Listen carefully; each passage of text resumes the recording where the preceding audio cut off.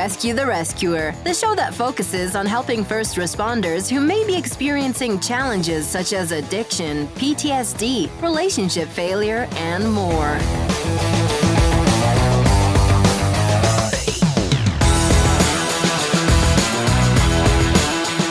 We use stories of struggle and recovery to highlight successful survival strategies for those in this powerfully stressful field of work.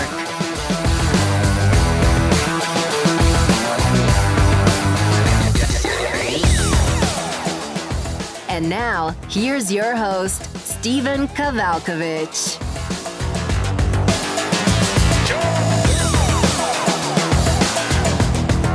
Hey everyone, this is Steven. Thanks for joining me on the show. I'm a former paramedic in long-term recovery from addiction and post-traumatic stress disorder. I've created this podcast to help others who may be experiencing a story similar to mine find a path beyond their problems and towards a life that they deserve.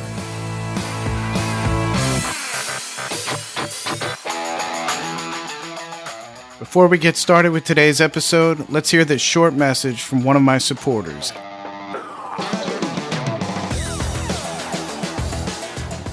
Don Prince is a former firefighter from New York. He's also the co-founder of the 11th Hour Trauma Retreat. The 11th Hour Trauma Retreat specializes in PTSD and trauma-intensive therapy sessions in a private and discreet setting. Please contact them at 855-820-8105 or at 11thhourretreat.org. All right, thanks again for joining me, and let's get started with today's show.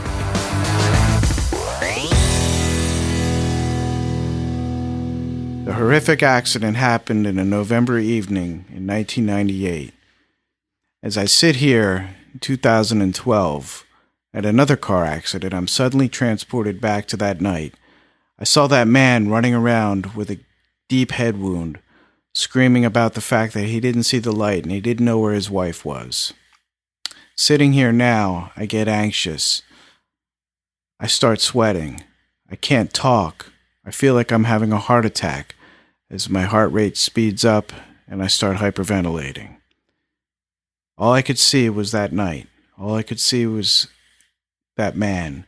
I could hear the sounds and smell the smells of the antifreeze. That's post-traumatic stress. That's what we're going to talk about tonight. I brought on a special guest who has a lot of experience in his own personal life, and he's also helping others to address it. My special guest tonight is Don Prince, a former firefighter and ex-chief of the Brookhaven Fire Department on Long Island, where he did 16 years of service. His fire department accomplishments included becoming a badge driver, station lieutenant, first and second assistant chief, and finally becoming chief of the department. His fire department service ended in 2008 after being asked to resign as chief and from the department due to his alcohol addiction.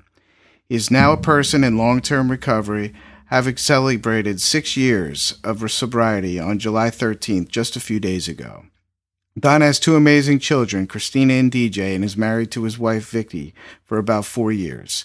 He has been instrumental in co-founding and developing programs for first responders with addiction, and most currently is co-founder of a program that strictly addresses trauma and PTSD in a peer-supported environment. He is very vocal and sometimes outspoken in regards to sharing his experiences with his addiction and recovery from alcohol with other responders and their families in order to establish a relationship with them so that they can feel comfortable and are well informed about making what is for most of us one of the bravest decisions they will ever make in reaching out for help.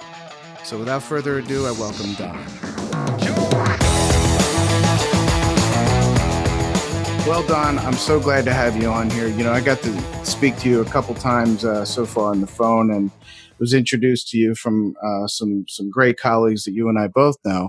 And I'm just really honored to have you on here as the first interview on this show that I really hope is going to reach, the whole world specifically, but more dialed down to the community of first responders. So if you can, maybe just go ahead and expound about, what your experience was, what your story was, and, what happened and, what made you decide to get help and how you did it.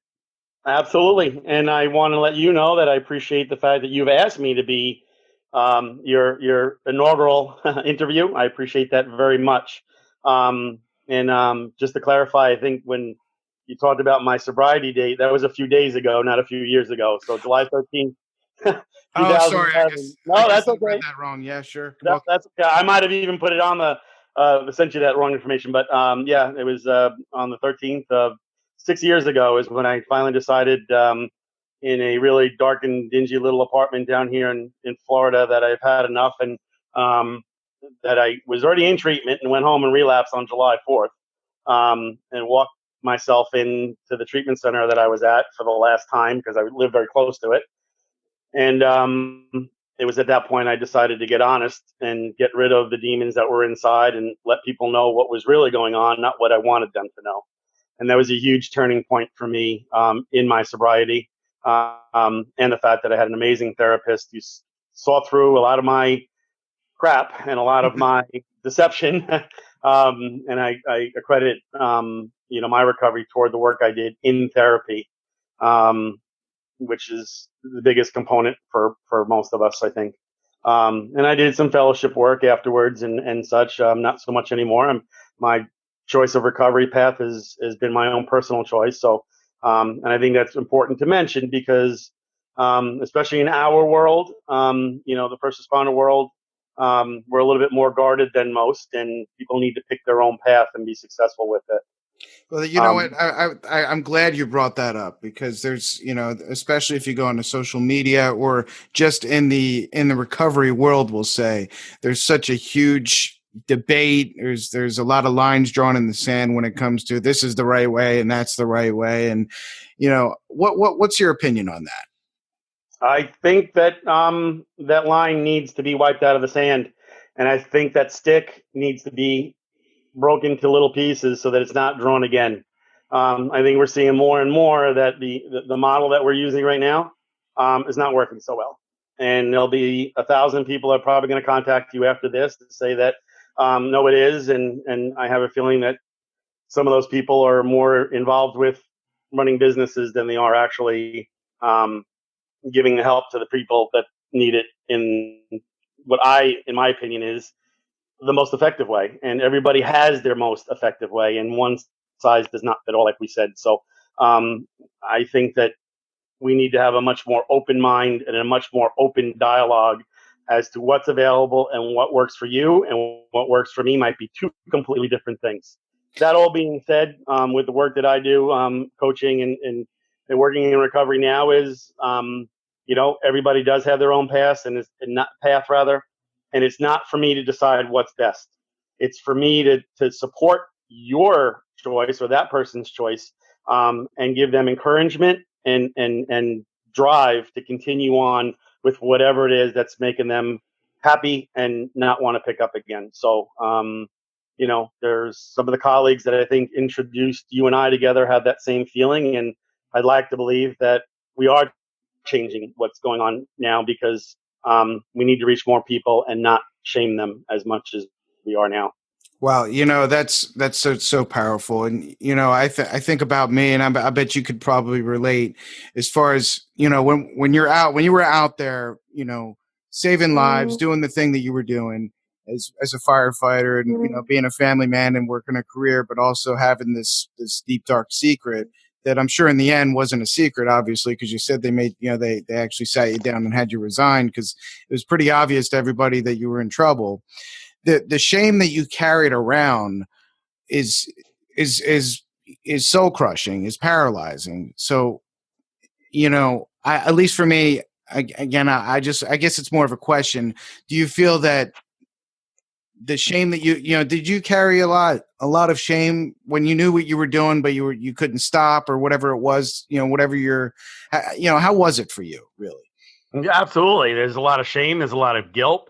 There's a lot of lying. There's a lot of deception, and that carries over, in my opinion, on no matter what it is that you're having an issue with: alcohol, pills, sex, gambling, anything that's you're using to numb or not feel, is the same, causing the same damage to yourself, to your family, to your coworkers, to your brothers and sisters on the job. And that shame only perpetuates itself deeper and deeper inside you because, as you progress and people start separating themselves from you and not wanting, sorry, to be around you, you get deeper and deeper into that hole, and then you get into the whole attitude of, well, it doesn't really matter anymore. So what's another bottle of vodka?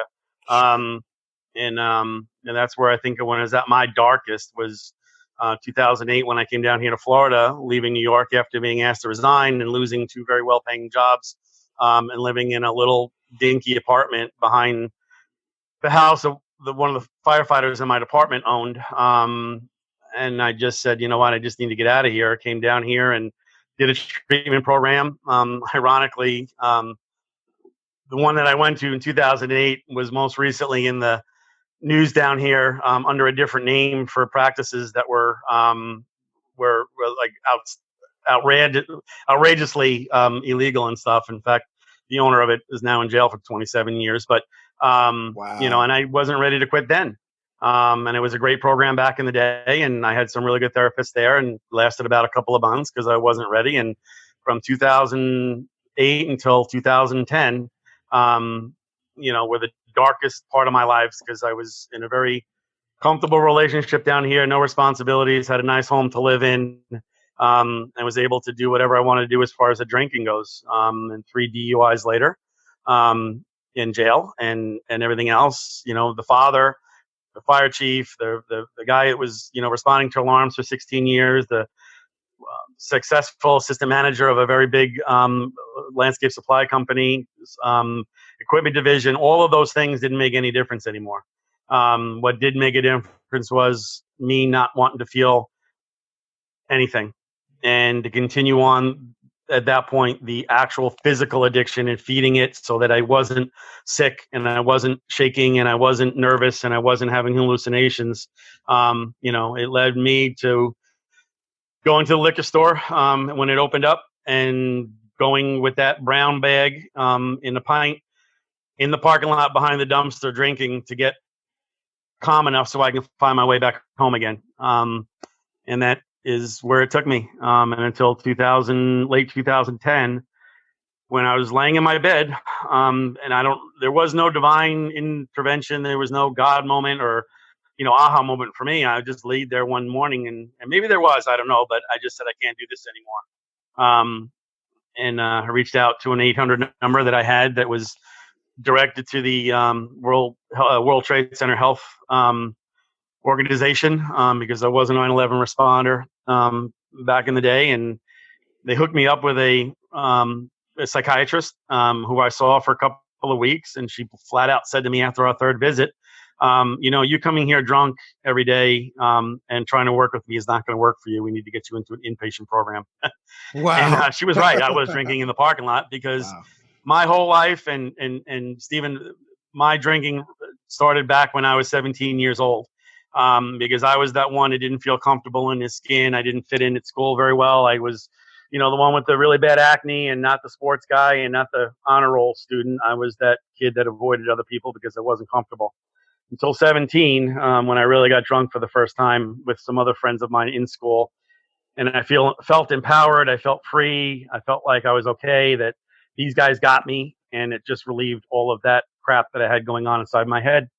And I think from that point forward, until 25 years later, I never really drank to enjoy it. Maybe I did occasionally, having the red wine with the meat or white wine with the fish, or, a vodka with, a vodka gimlet with the one time that I've been to a really good steakhouse in New York. And those parts were enjoyable.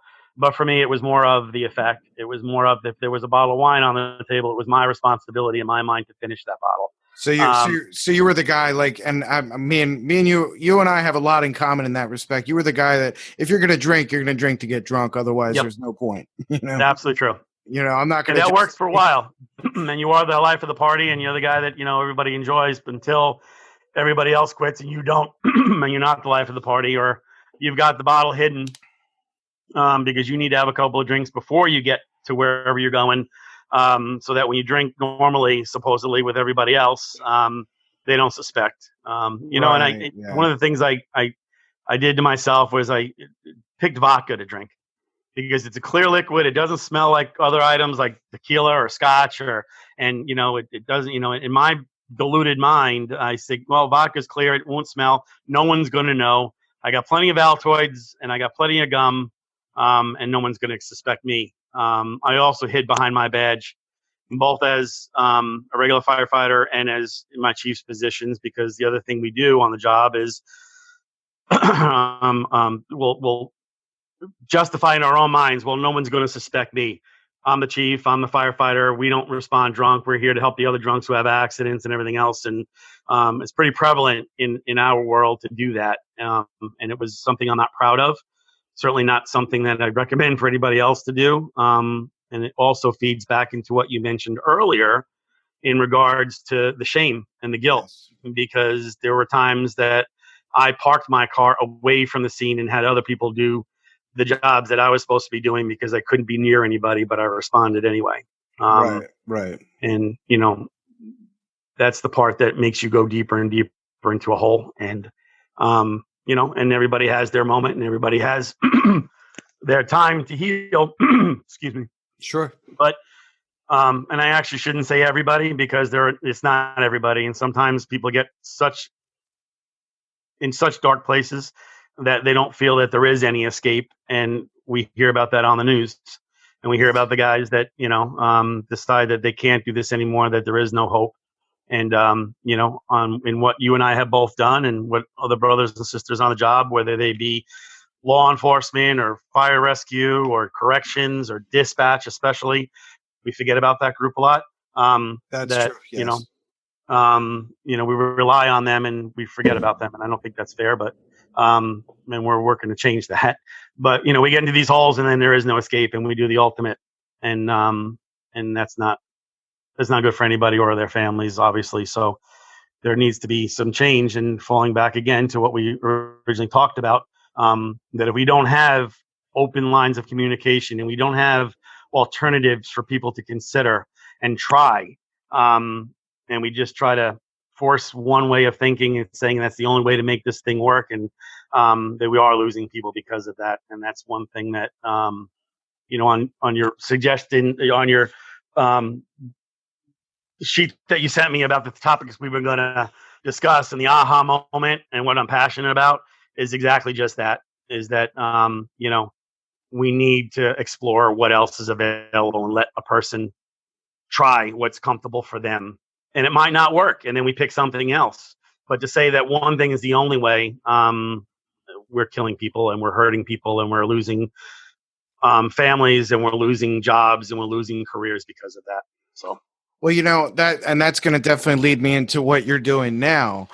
But Mike, one question I guess I want to ask, because, you know, it's, you know, being someone that, you know, shared that, you know, I wasn't a firefighter, but I was in the, you know, in that industry, you know, and as a you know, in the first responder world. So do you think that there's a certain code of silence when it comes to the things you struggle with, as like amongst your colleagues? Did you feel that was one of the things that kept you from actually asking help or having that open line of communication that you talked about?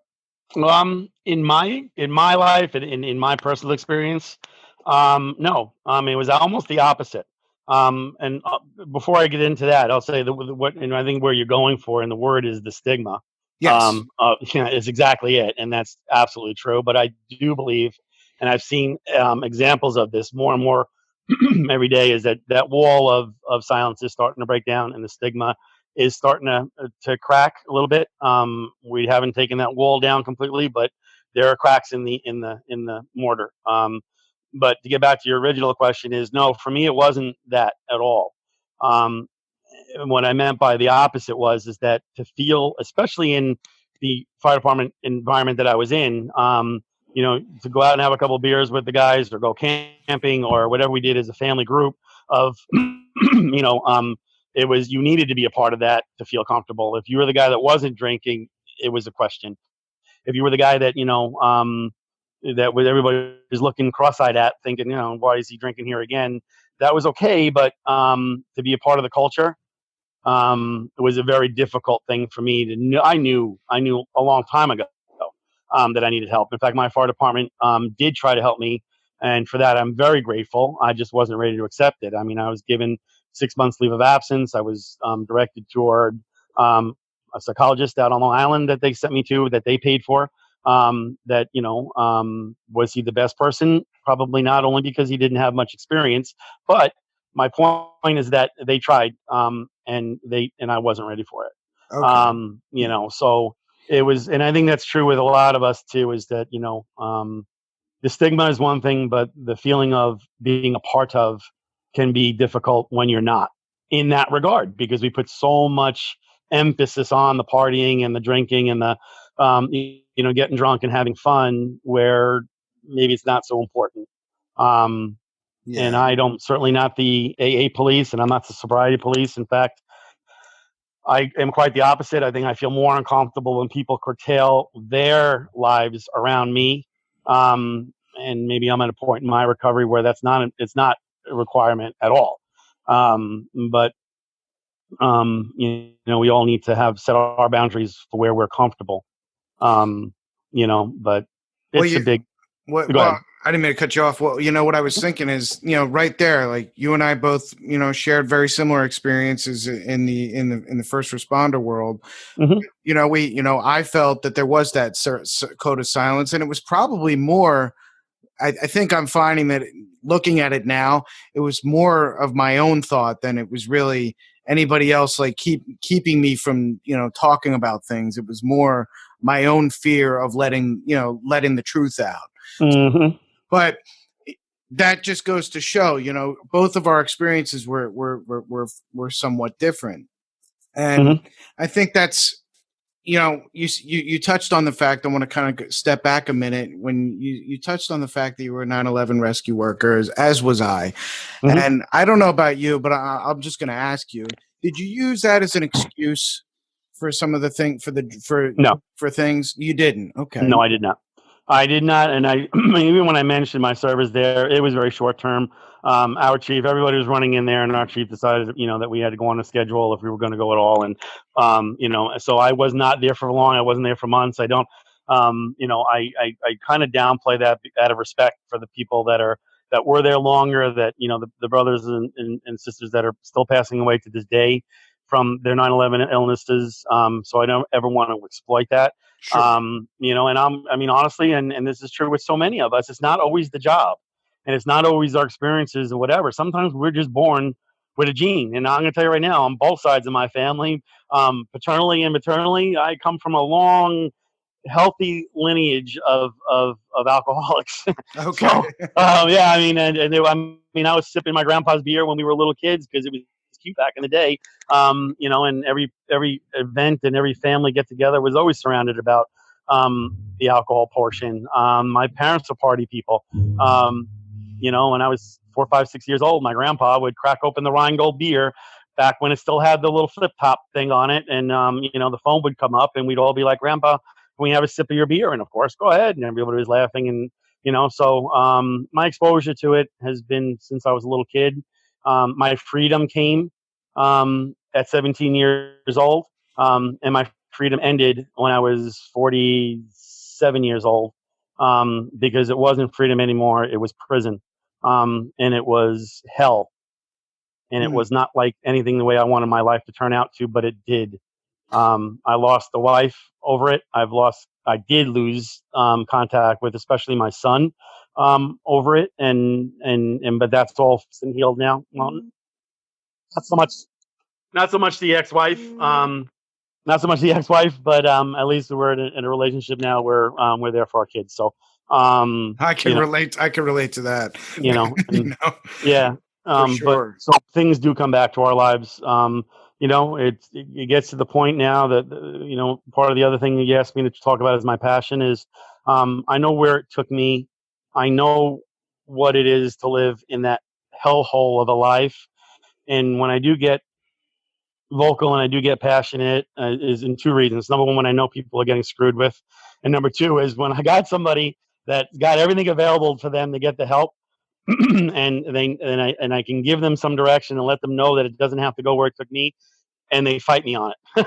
It's like, I just want to sometimes grab somebody and by the shoulders and shake them and say, listen, don't let this go. You still get on a rig. You can still get in the back of that ambulance. You can still get in the back of that engine or that truck, whatever it might be, or and get in that police car and go back out to your job. You didn't lose it yet, and you can get help to get through it. I lost all that, and it's those are the guys and the men and women. Sometimes I just want to just look them in the eye and it's not always the work I do is not always face to face with somebody. So you lose that personal connection because it's really a lot harder to tell somebody no when you're looking at them in the eye than it is over the phone, of course. And certainly when you text somebody, that's the ultimate. Of course. The ultimate brush off a blow up is when you don't even have to listen to a voice. But, I think that's where I get the most passion is to try to save another person. Well, and that's going to, and that leads me exactly into, what I, this next phase of the interview is what is it that you're doing to chase that passion now? Mm-hmm. Well, I mean, like I think I said in my bio, I was instrumental in getting a couple programs started, and some worked out and some didn't work out, and for various reasons, it's not important. But what's important is now that I've continued to try to protect as best I can. Well, maybe that's not the right word, or at least share information about what's going on. You and I shared a conversation on social media the other day when I posted the definition of the word industry and what that meant in the realm of what I do now, and how much that means that when that term is used to describe getting people help for addictions, it's uncomfortable for me anyway. But what I'm realizing now, what makes me what I'm doing now is realizing and helping guys and find their path in whatever way it is. But and it's not always addiction treatment. There are other things that people need to address at a much higher level. That sometimes it's once you get over the hump of the detox portion of quitting whatever it is you're using, it's the healing process that makes all the difference. And so, one of the things I'm expanding out till now and co-founded with an amazing therapist associate of mine is PTSD and trauma retreats for first responders and other peer-supported groups that don't have the addiction component. So one of my frustrations in working with getting guys responders help was so many of the calls come in that people don't even take an aspirin, never mind any kind of other meds that they may or may not have been prescribed to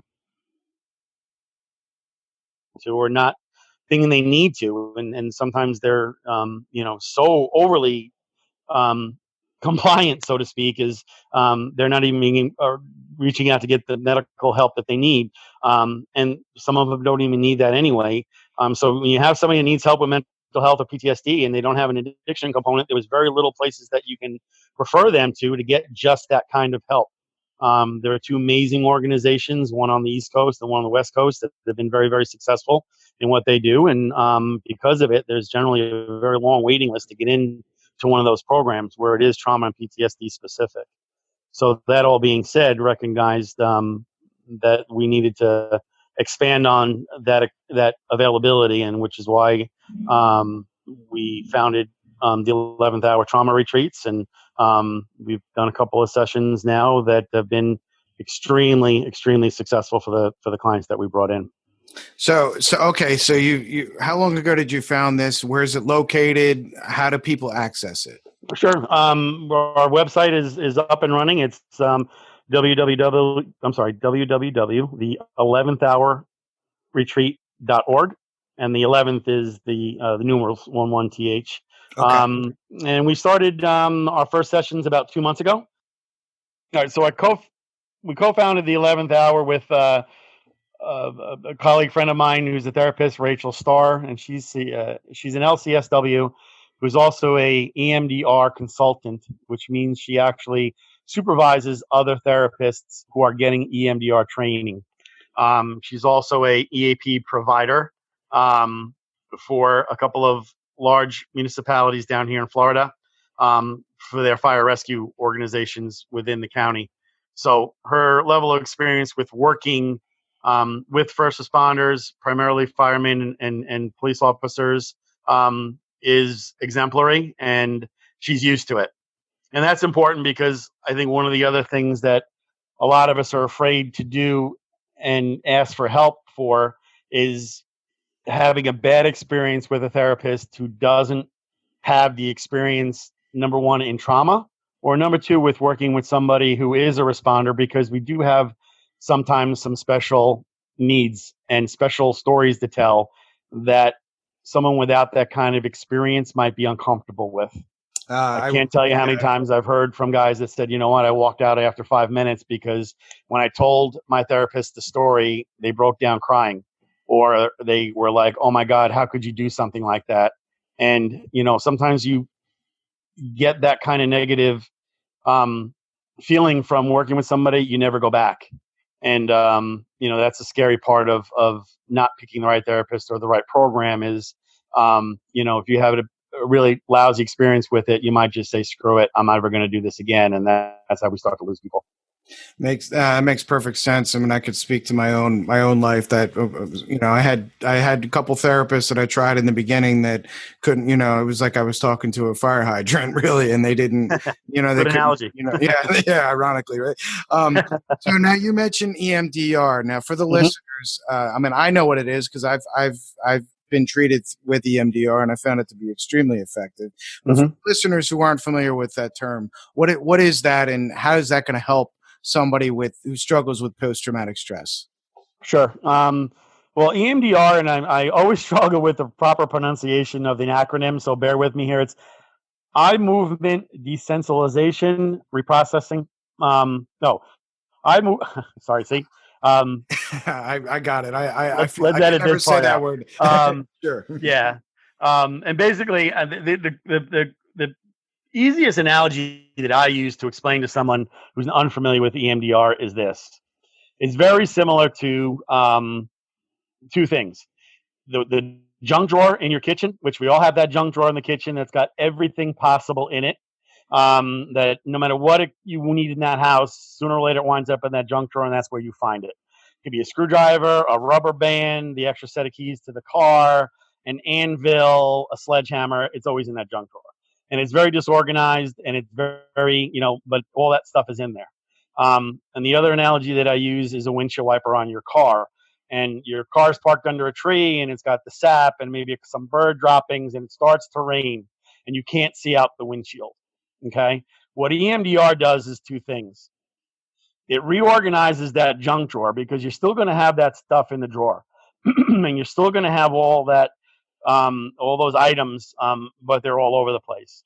What EMDR does is starts to put drawer organizers in that drawer so that all the rubber bands are in one section, all the little hammers are in one section, your keys are in one section, and the paper clips everything is in its place. And that's what happens with the EMDR in your mind is all those thoughts, all those memories, all those horrible things that happened are now put in places where they need to be in your brain. Wow. And with the windshield wiper analogy, you kick the windshield wiper on and it smears and you can't see anything. But with the process of EMDR, and sometimes you don't even realize this is happening, is either by using a light bar method or a tapping method or holding two pods in your hand that vibrate, your eyes are going back and forth inside your brain.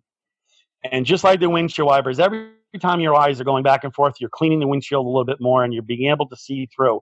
And the next swipe, it gets clearer, and maybe you hit the windshield washer fluid, and now that everything is breaking up and you've got a clear sight down the road, and the wind, the dirt and the bird droppings and the sap and all the crap is pushed to the side where it belongs. So those are the two very basic Reader Digest version of what EMDR does for somebody. It's an ongoing process. It's not it's not like you do this once and you're healed. But what we do at 11th hour is give you a jump start on continuing on making that healing process happen. That means following up with a therapist afterwards and doing some work when you get back home again. It means doing some self-care, which is hugely important. But what we do in 5 days, generally speaking, and this is depending on how many times you were able to see a therapist and everything else. But we can do in 5 days with a high concentration of EMDR. Usually takes anyone from 1 to 2 to 3 or 4 months doing it on a weekly basis. Our program is surrounded around and based on EMDR. And while you're there in those 5 days, you get upwards of 10 to 11, maybe 12 hours of it one-on-one with a primary trauma-informed experienced therapist. And with the other programs that are out there, like I mentioned earlier, it's not the same concentration. And I think what we're doing is just, again, falling back to our original thought, Stephen, was that offering other options rather than just the status quo. Well, so yeah, I mean, thinking outside the box and recognizing, I mean, you said it earlier in the beginning of the interview, how what the general model of treatment for people is just not working as a whole. So it sounds like what you and Rachel have decided to do is, dig a little bit deeper and see what you can do to essentially make this a more concentrated effort to help people in a somewhat quicker way, but also, it sounds to be like a little bit more effective way to promote long-term care, long-term healing and health, essentially is what it sounds like to me. Yep. And there again, it doesn't work for everybody.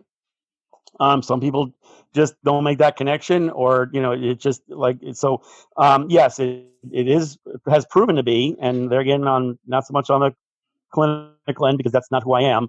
But it's been my experience of everything I read and talking to other people is that it is proven to be one of the most effective therapy modalities for trauma and PTSD.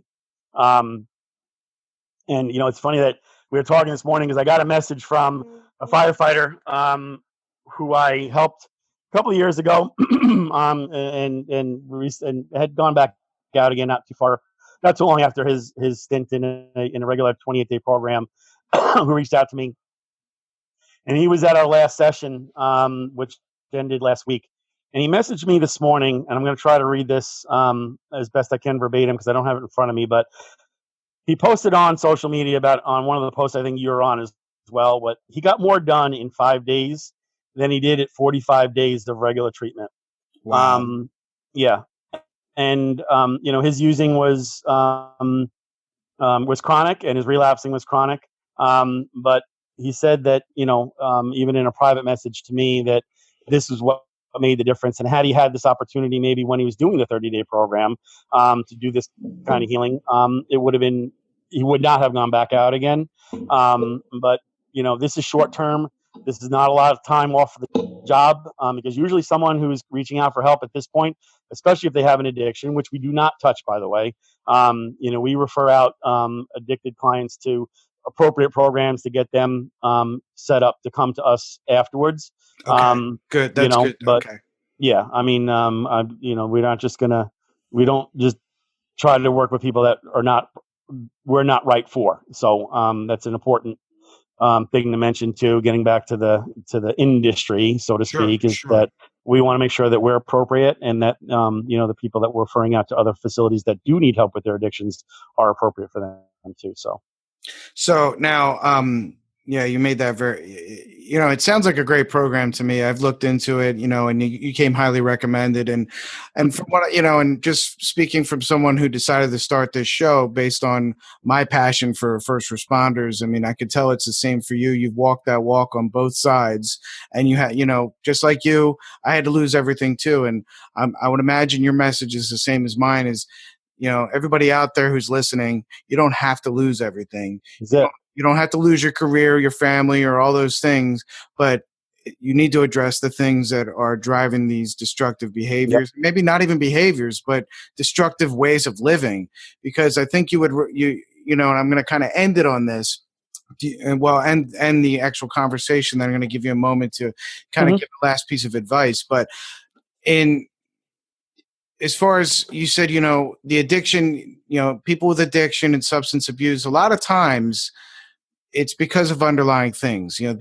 People say that alcohol and drugs or gambling or whatever is your problem, but generally speaking, it's actually not your problem. It's your solution. As bad as it is, as maladaptive as that solution is, it becomes after years and years of doing it and becoming compulsive and obsessive. That's a solution to dealing with the underlying things, the PTSD, the depression, the anxiety, the stress. And like you said, it can't even, some of it isn't job related. Some of Yep. it is, you know, would you venture to say that some of it is, oh, you're a child, you know, stuff you dealt with as a child, you know, or I mean, whatever, you know? Yep. Yep.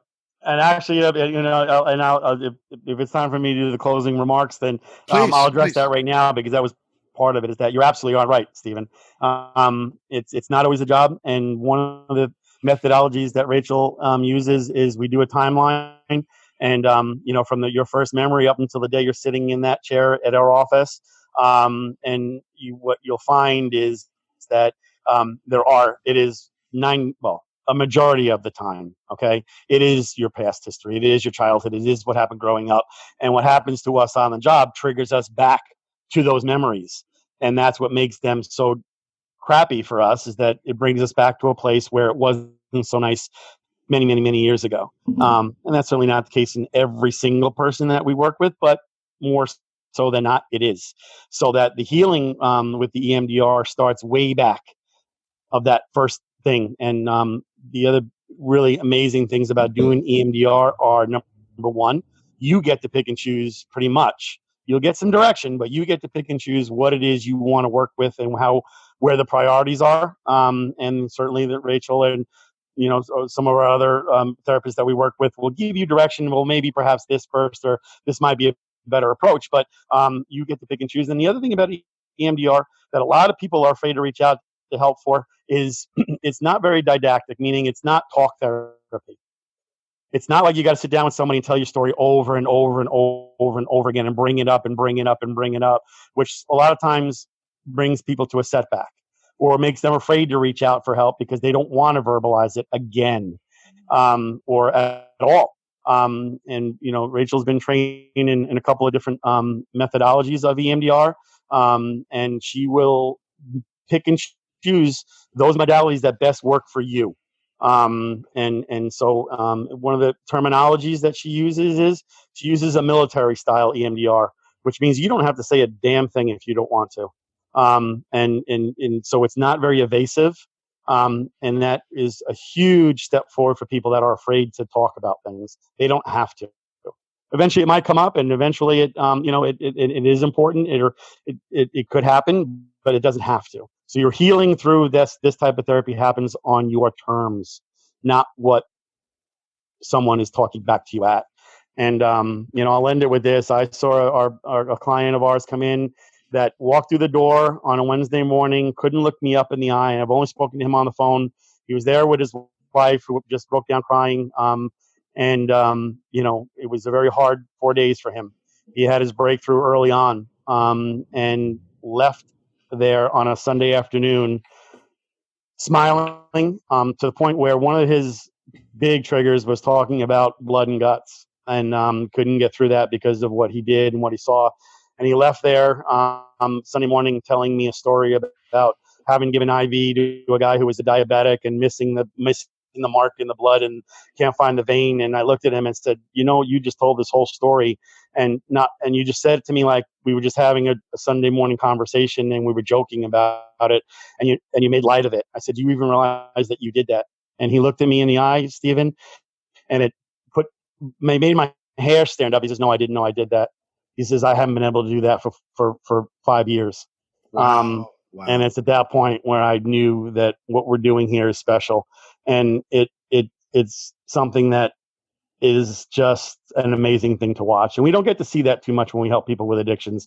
You see they do their 30 days and it's not, I get stories, and I just got another message from a firefighter that I helped out telling me about his son who just got accepted to a college that he's going to be playing ball on, and he was so excited about it.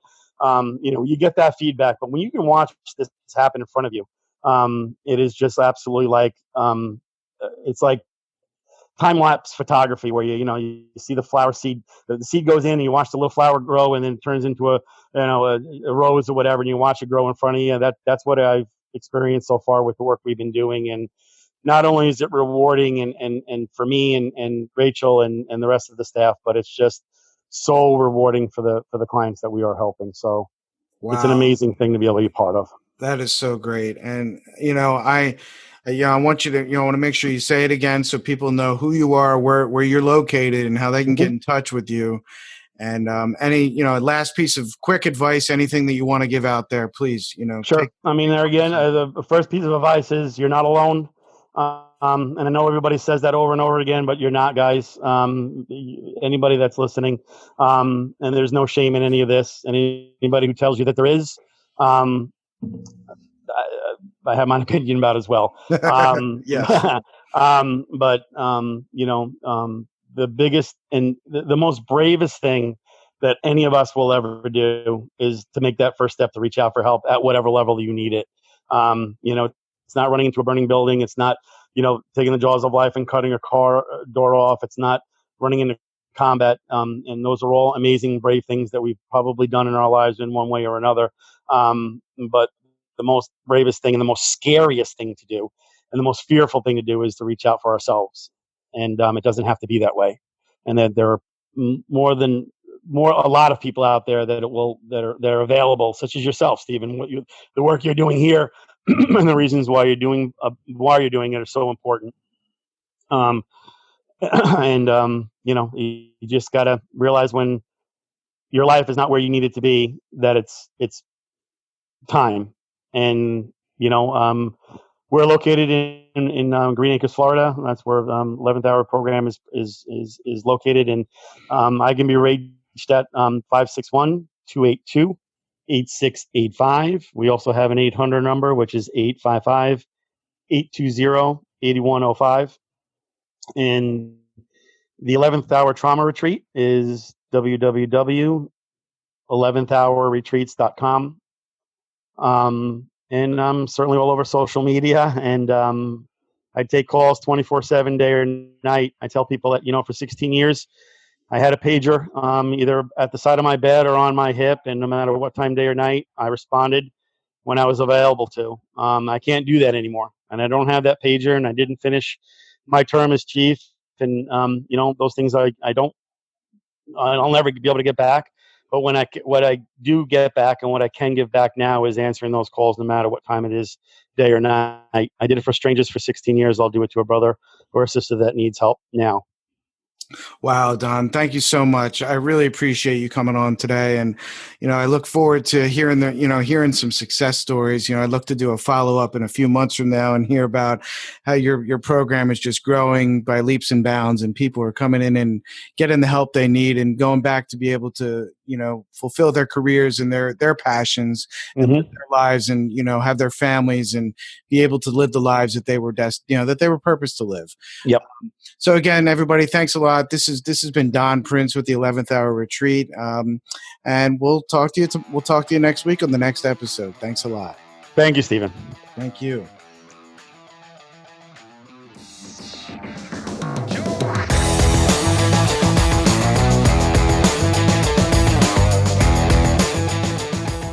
Hey everyone, thanks again for listening. I really hope it'll help you or your loved one. If you get a chance, I really would appreciate it if you could head over to iTunes and Apple Podcasts and leave a review. It will really help me out in many ways. Take care, everyone, and remember, you are not alone in your struggle.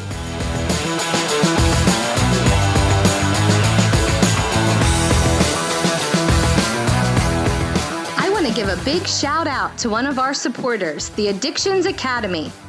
The Addictions Academy is the world's foremost accredited trainer of addiction coaches, addiction counselors, interventionists, and international master addiction coaches, offering on-site training at your rehab or facility, live virtual classroom webinars, or on-demand classes covering an extensive availability of courses and certifications.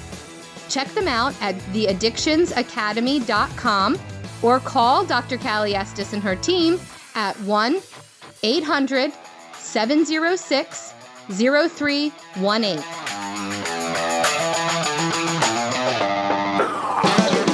Thanks for listening to Rescue the Rescuer. For show notes and more, head on over to rescuetherescuer.com.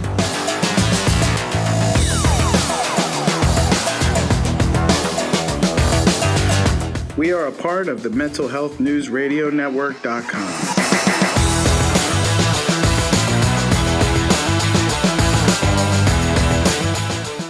show is produced by James Healy of RecoveryInnovators.com. If you have a message and want to start a show of your own, contact him and let him know that we sent you.